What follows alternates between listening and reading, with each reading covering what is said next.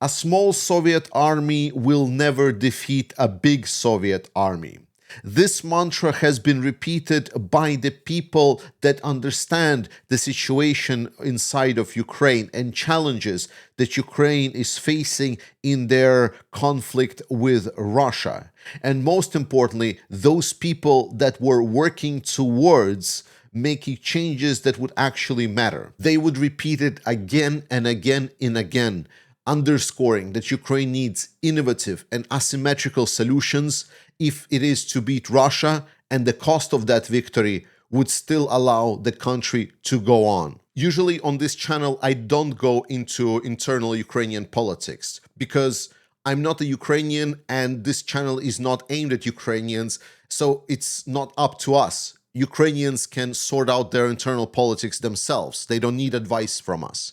However, I do think that it's important for us to understand specifically what happened, because ramification of what happened will be absolutely enormous.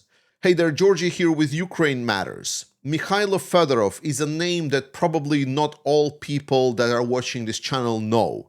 But the people that were looking into what Ukraine is doing to beat Russia, and especially those that were looking for solutions on how Ukraine can dominate Russia, and specifically in the technological area, most definitely heard about Mikhailo Fedorov and his achievements, because what he already did for Ukraine has been more than impressive. For quite a long time, Fedorov was the Minister of Digital Transformation, and his achievements were notable. In civilian sector, he introduced the application DIA, a truly revolution in the whole bureaucratic and administrative procedures in Ukraine as a whole. It revolutionized how people interacted with the state. Instead of going to the old Soviet buildings, asking them to please sign this piece of paper and put a stamp on it so I can go to another building and get another stamp before I can get a response, let's say, on how the water bills are calculated or things like this, or how people can get visas and so on. Now, all of that and many, many, many more is now inside of one application on Ukrainian mobile phones. A fantastic revolution on how people interacted with state. But beyond civilian, his efforts to help Ukraine win the war were also quite notable. The platform of Brave One, I'm pretty sure most of you have heard of it. It's right here on the cap. It's the hub for Ukrainian technological innovation. Technologies such as drone, software, different combat platforms, ability for Ukrainian companies to attract financing, ability for Ukrainians to present their innovation, ability for foreign companies to test their innovation. It truly revolutionized Ukrainian military sector, and specifically drone sector. And we're talking all different kinds of drones and solutions, from smaller quadcopter drones, FPVs, that just started very, very small on the front lines, that now being scaled to the size where it's the biggest drone production factory in the world. Or we're talking about the ground drones that started as an interesting idea to now being one of the major workhorses in Ukrainian military, and all of this happened at unprecedented rate. Fedorov was seen by many as the frontrunner of Ukrainian tech innovation, as the person that will truly bring the dominance of Ukraine tech over Russia. And in large part, he was. That's why when in January of this year he accepted the nomination for the Ministry of Defense, there was a lot of very cautious voices stating that potentially this could be a very big mistake for Fedorov. While he was the Minister of Digital Transformation, he was this sort of a tech guy, that is useful, that is bringing a lot of value, but ultimately he's not the one that is deciding what's going to happen. Minister of Defense in a state that is in total war, now that is a whole different thing. At the time, Ministry of Defense of Ukraine was truly in a catastrophic situation. There was a lot of questions about what's happening in the ministry. The ministry itself was not really performing the duties. The supply of weapons and ammunition and everything to the front lines was under big questions. Priorities of the Ministry of Defense were very questionable. Soldiers were extremely unsatisfied as they were never getting the things from the Ministry of Defense that they needed, and instead they would get low quality produce, and it was rigged with different controversies about the product purchases and other stuff.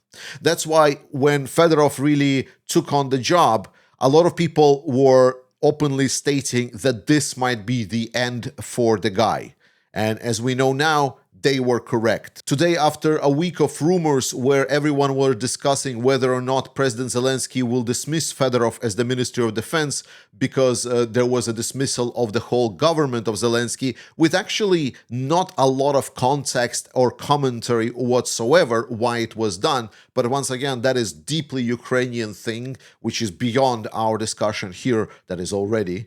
But Fedorov was specifically discussed heavily because his performance in the Ministry of Defense, when he came into that very, very difficult ministry with a lot of problems, his performance has been pretty stellar. That's why there was little to no reasons to dismiss him. So that's why let's first discuss the official bullshit position on why Fedorov was dismissed, because it has absolutely no legs to stand on. The reason for dismissal of Fedorov was seemingly that there was a lack of the mobilization reform in Ukraine. Now, this is very clearly because there were a lot of issues with Ukrainian mobilization in the popular sphere, and Fedorov was just a nice fall guy that would be nice to essentially put the blame on for all of the issues with the mobilization reform. The problem with that is that when Fedorov actually came in at the start of the year, just some 5.5 months ago, he was actually the only person that started talking out loud about the actual problems Ukraine is having. Something that all of the political figures and talking heads in Ukraine were absolutely silent, like they were sitting under the water about all these years. And Fedorov came into the ministry and said that there is a mobilization reform that needs to be done in Ukraine, and there needs to be an army reform that needs to be done in Ukraine. And he said, I can do it.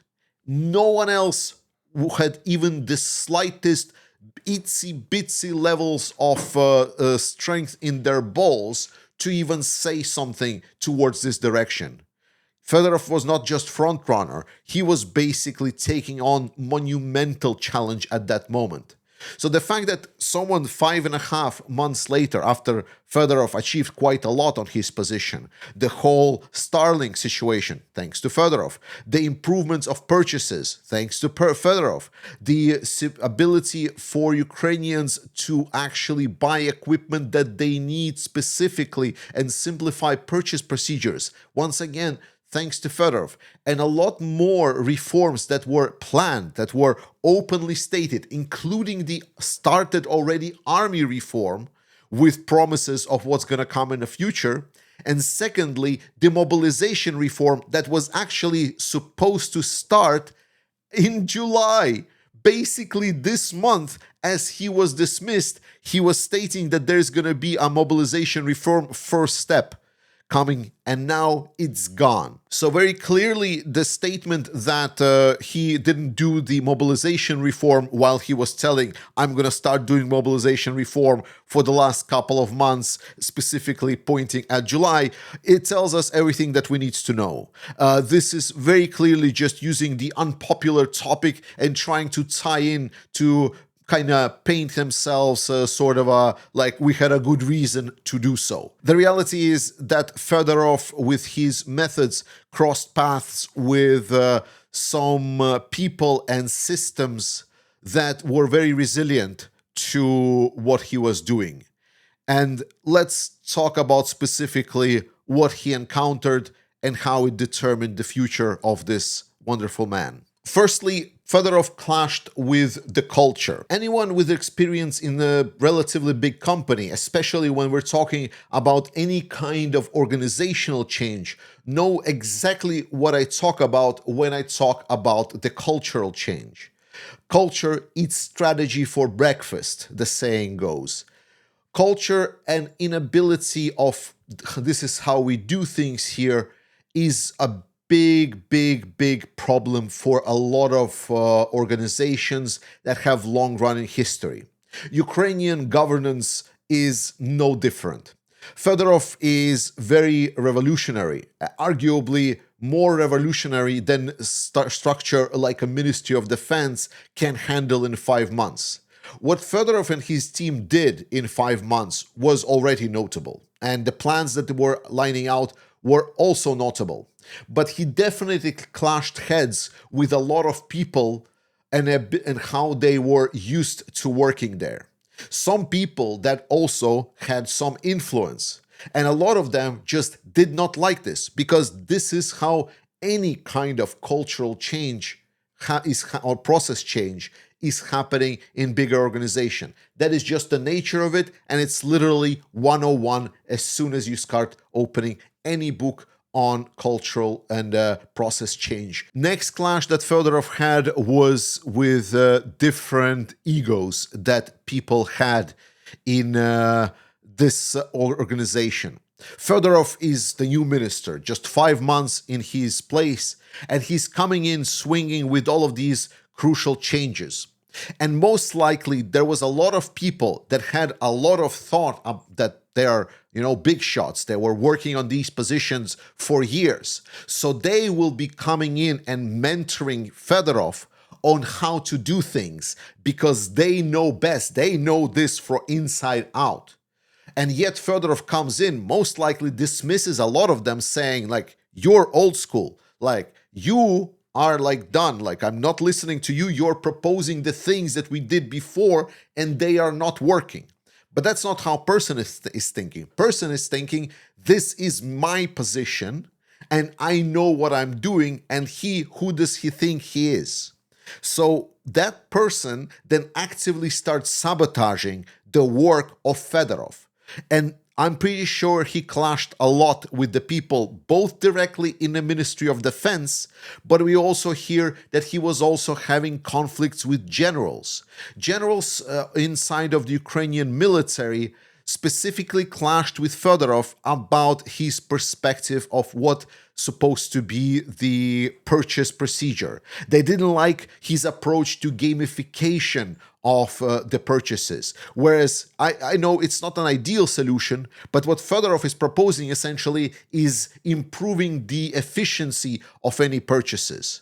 A lot of those generals, they are stating, this is not how I want to work. I'm not ready to delegate my subordinates to do stuff for me because the Soviet school of generalship says that general is the one that says how things will be, and whatever the subordinates think does not matter. So there was a lot of clash because what Fedorov was proposing, a lot more data-based system, a lot more democratic system where people in the lower ranks could decide what kind of resources they would get from the Ministry of Defense. And this was pissing a lot of generals off as this is not how they were taught. They would need to adapt to it. And their ego got really touched for it. And they really came in a very big clash with Fedorov. And the last clash that Fedorov had was the clash with corruption. Over the last couple of months, we saw something happening. Some of the bigger producers of drones and equipment for Ukraine suddenly have been stating that they are being investigated for some reason, that someone is reporting them and making claims that they are price gouging. And this case is very telling here. So this was the case of Viri that has now been investigated by the Ukrainian government structures, where they essentially frozen the assets of the company and frozen their production facilities. VIRI is probably one of the biggest, if not the biggest, smaller and tactical drone manufacturers in Ukraine. More importantly, and this is important, it's one of the cheapest, if not the cheapest. So if there could be like something that one could really talk about VIRI, is that their drones is potentially too cheap, that they potentially are undercutting the market, and this could not be the best business practice to to push all of the other competitors out, to essentially eliminate any kind of potential for companies to sustain their business. This is VIRI. And then it turns out that people are coming to VIRI, they are essentially going through their offices, confiscating all of their cash, and then telling, you know what? The actual case about you is because you're price gouging. You're selling equipment and drones that are actually overpriced. Once again, the most and probably the cheapest drones manufacturer, quality drones, I mean, on the market in Ukraine. Like, it has absolutely zero scrutiny. And cases like this have been happening non-stop all across Ukraine. So there was already some doubts that most likely Fedorov stepped on some certain schemes. We know exactly that some of the Ukrainian generals or within the Ukrainian military, there is definitely machinations of corruption that are happening, where own sort of production factories that were opening by the general of a specific brigade, commander of specific brigade, is buying specifically those drones that they are producing with a big markup.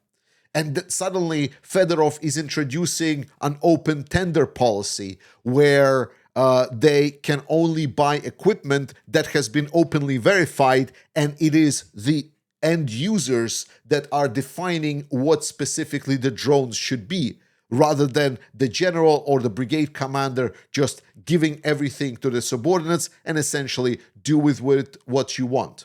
And how we know that? Well, because Fedorov talks about it himself. He claimed about the things that he achieved on his position as Minister of Defense, but then he also talks about the things that they failed at. And now, everything that I explained to you, you can easily see that this is exactly what Fedorov talks about. He talks that complete the organization transformation of Ministry of Defense and common sense and NATO standards. The new structure was launched, many were fired, and many processes were started, but it was necessary to fire even more decisively people who inhibited change. Once again, change. Second, transfer absolutely all purchases to tenders, once again, to remove any kind of some kind under the table deals. And three, build a culture of responsibility for the decisions made. I believe that this is the heroic Ukrainian people who will shape this institutional culture. Essentially, this guy stepped on the toes of all of the people that are the swamp, people that are inhibiting Ukraine or creating a small Soviet army. And a small Soviet army will never defeat a big Soviet army. Now, Fedorov is no saint, and he is not like an ideal 101 candidate. He has a lot of good ideas, and he is performing bravely enough to actually not take bribes and actually do his job, which is, to be honest, in Ukrainian context, very hard to come by. And that is why he felt so out of place. There are countless numbers of improvements that Ukraine can make on different areas of their governance. Fedorov was just having a very nice place where what he was doing was really impacting and pushing Ukraine forward. Ukraine will ultimately win this war. It is impossible for Putin to achieve anything that he wants. That is very clear right now. But today was a very painful decision that has pushed victory further away. In any case, we here are going to continue supporting Ukraine. Not because of who is governing people, not because what decisions they're making, but because of the people on the ground. Because of the people that gave up their civilian lives and joined the military to fight the Russian and die for defense of their homeland, despite all of these decisions that are happening. And it is our job from people from outside to help them fight and make sure that they defeat Russia and then fix this old, decrepit, swampy system. It's a very sad and painful day to really experience. I'm sorry that there is no much good news now. Russians are celebrating. There's no hiding it. But we must do what we must. We must support Ukraine and support Ukrainian armed forces. Join the fundraiser. Support the guys that are fighting on the front lines. I love you. Trust in Ukraine. Support the Ukrainian armed forces. And I will see you next time.